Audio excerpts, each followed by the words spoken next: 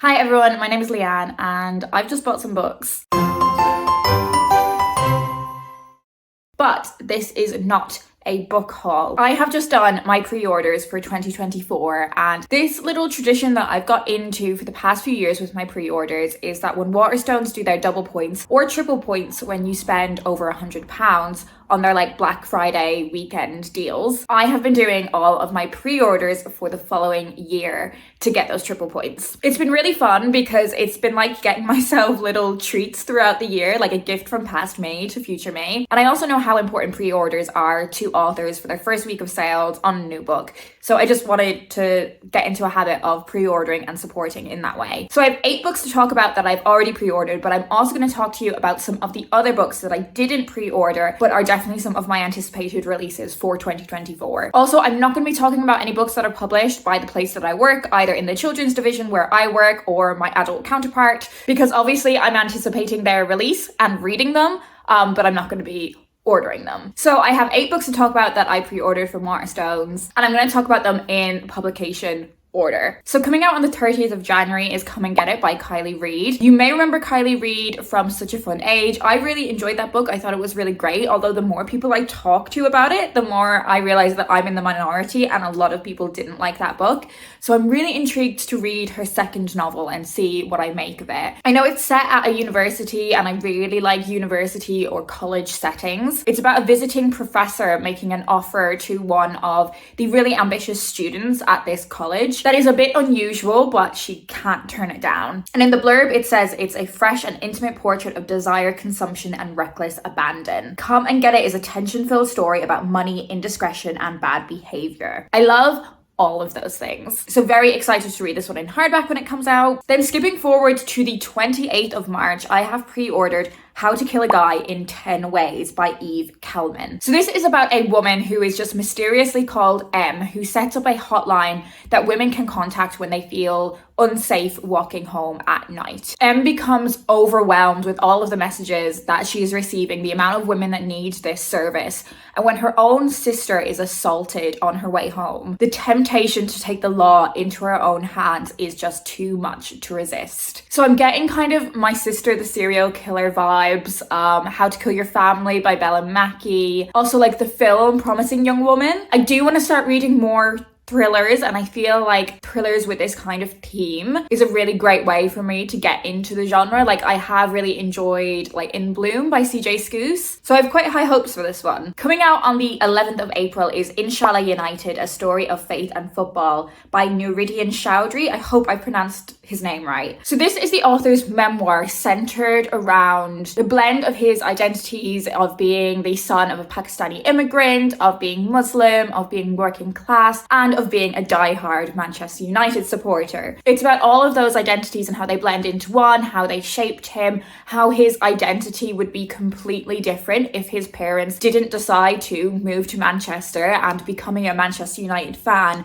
didn't become such an ingrained part of his identity. So I've been a die-hard Manchester United fan for my entire life. I was born into it, and I genuinely think so much of that experience of growing up supporting Man United has shaped my character. I've had quite a complicated relationship with Manchester United, particularly in the past 18 months or so for various reasons, but it is a topic that I'm very much interested in. I've not heard people talk about their experience of being a Manchester United supporter from this particular perspective before. So really looking forward to reading this. The hardback came out this year and I've heard lots of good things about it. So I wanted to wait for the paperback to read it, but very excited to have a copy on the way. Begin Again by Helly Acton comes out on the 23rd of May. This is another one that came out this year, but this is the paperback release. I have read 2 Helly Acton books before, The Shelf and The Couple, and I really enjoyed both of those. They were kind of books about romance and about kind of rom-coms, reality TV dating, kind of like Black Mirror, very light Black Mirror-esque looks romance, and I loved both of them. And this is another book that has those kind of speculative elements to it. It's kind of like Sliding Doors, but also kind of like The Good Place. So our main character, Frankie, is given the opportunity to revisit key moments from her life and to see if making a different decision would have led her life a different way. I love these kind of speculative looks at life. There is a Taylor Jenkins Reid book that I really love called Maybe in Another Life that kind of plays with the same idea of what a different choice, where that would have led you. So I think I'm really going to enjoy this one. Coming out on the 6th of June is 4 E's and a Funeral by Farida Abike Ayemede and Adiba Jagadar. I've read books from both of these authors before and really loved them. Ace of Spades is possibly one of my favorite books that I've read this year, and Adiba is just an auto-buy author for me. And they have written a young adult rom-com together with the best title, 4 Eids and a Funeral. Just a great title. So this book follows Tiwa and Saeed in the aftermath of a funeral and a very dramatic fire at the Islamic Center. These two teenagers absolutely hate each other. Growing up, they were inseparable, but they have barely spoken since an incident that happened at Eid a few years ago, and they just don't want to acknowledge this. They don't want to talk to each other. But when both of them want to see the Islamic Center rebuilt, they have to work together. As I said, I have loved books from both of these authors before, so when I found out they were writing a book together, I knew I had to pre-order this one. I Love You, I Love You, I Love You by Laura Dockrell comes out on the 20th of June. I actually don't know anything about this book. I have read books from Laura Dockrell before and I really enjoyed them. I think she has such a unique way of writing and I loved the cover of this book. So it was basically like a cover and author buy. I do know it's about a girl who has been secretly in love with her best friend for over a decade, and it's meant to be a really kind of emotive, intense, intimate story.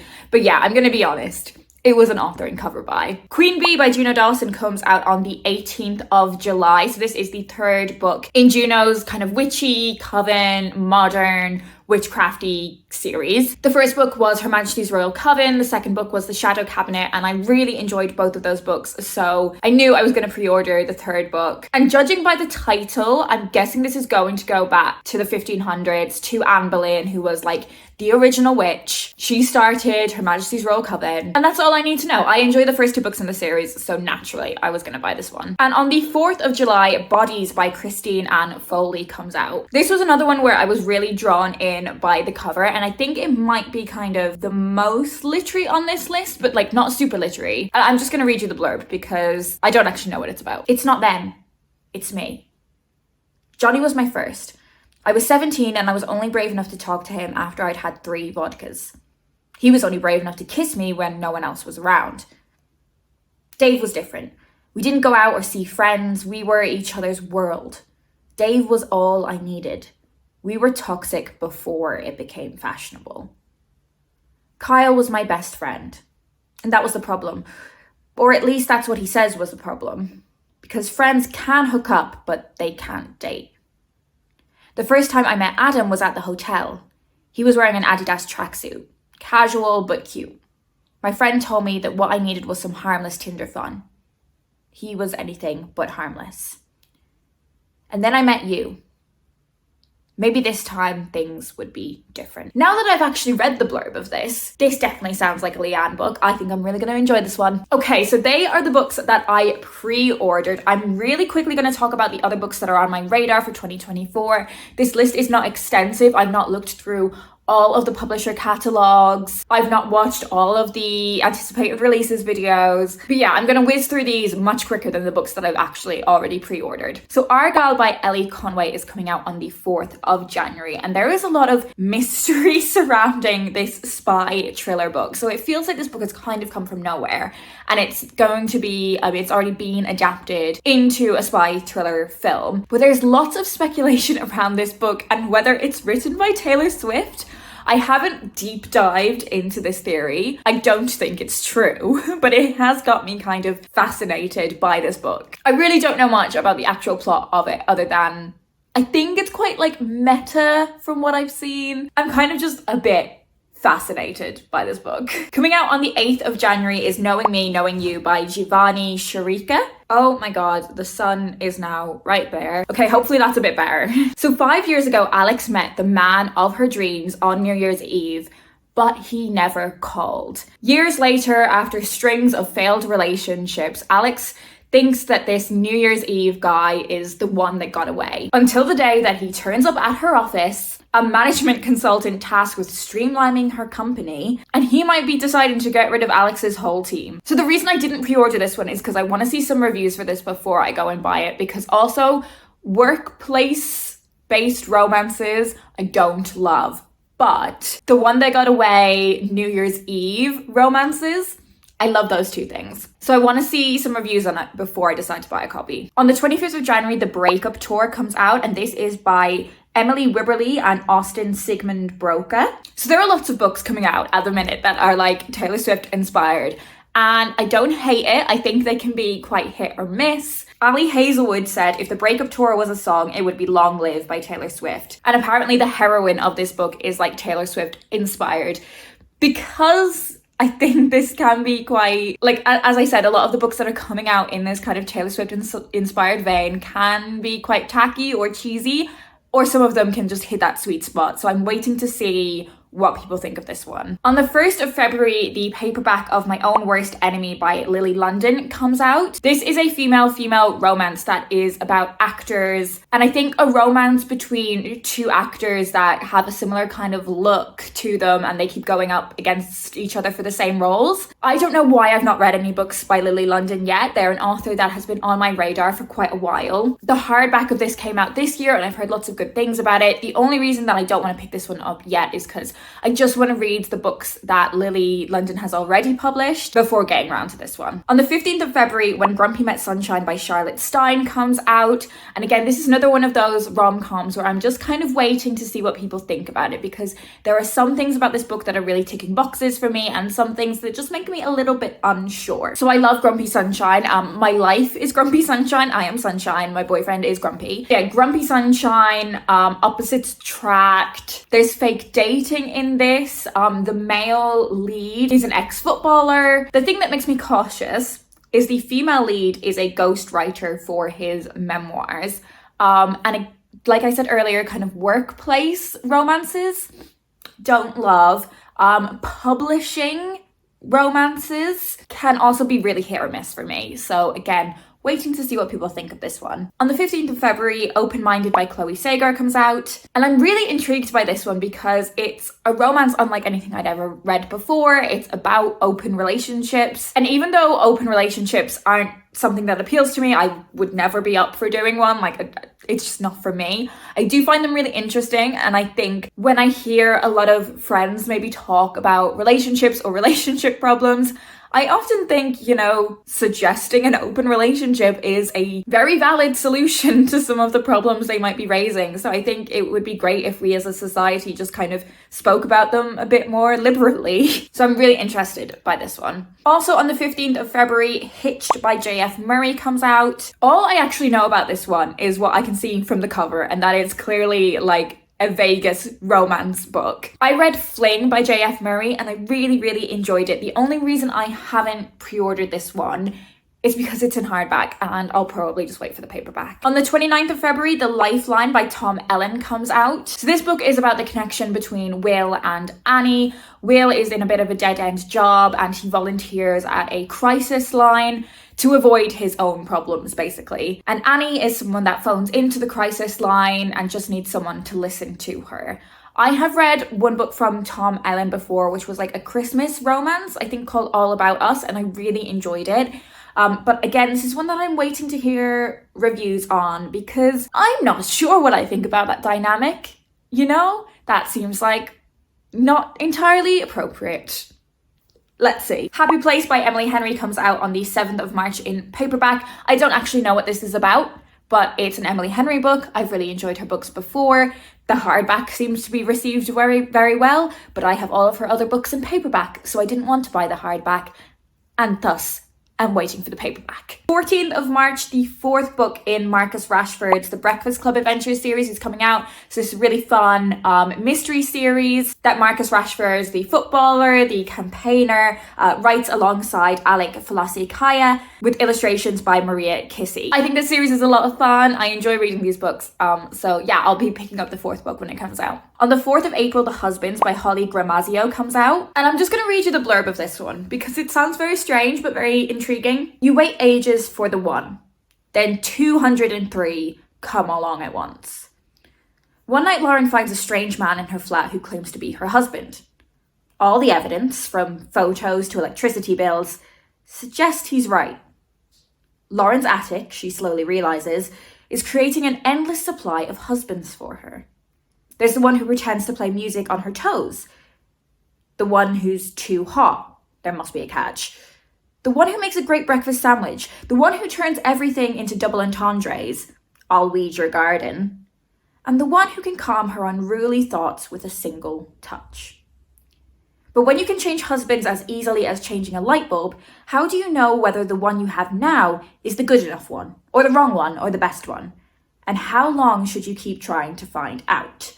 So this feels like it's got supernatural, sci-fi kind of elements to it. I don't really know. It's got a quote from Naomi Alderman, which makes me think it may have sci-fi elements to it, and the blurb just sounds really strange. I basically just want to wrap my head around what this book is before I decide if I want to read it or not, because I just find that blurb a little bit confusing but very intriguing. The Amendments by Niamh Mulvey comes out on the 18th of April. This is one of my most anticipated releases of the year, and this is about 3 generations of Irish women. So delving into their past, their histories, their relationships with Ireland, their relationships with faith, with each other, with the Celtic Tiger in Ireland, the women's rights movement in Ireland. I just think this is going to be one of those books that I really love. And Emma Donoghue has said that it gives voice to so much that is unspoken about Ireland. So I think that's a really interesting topic. I'm hoping I can maybe get a proof of this one and hopefully read it around the Irish Readathon, so read it a little bit early. But yes, I am really excited for this one. On the 25th of April, Homebody by Theo Parrish comes out.